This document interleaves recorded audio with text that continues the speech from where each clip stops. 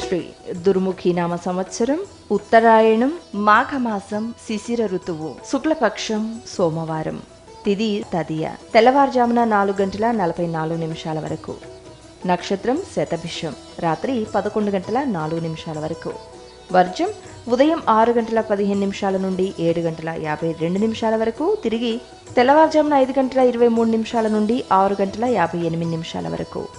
దుర్ముహూర్తం మధ్యాహ్నం 12:07 నుండి 12:52 వరకు తిరిగి మధ్యాహ్నం 3:07 నుండి 3:52 వరకు రాహుకాలం ఉదయం 7:30 నుండి 9 వరకు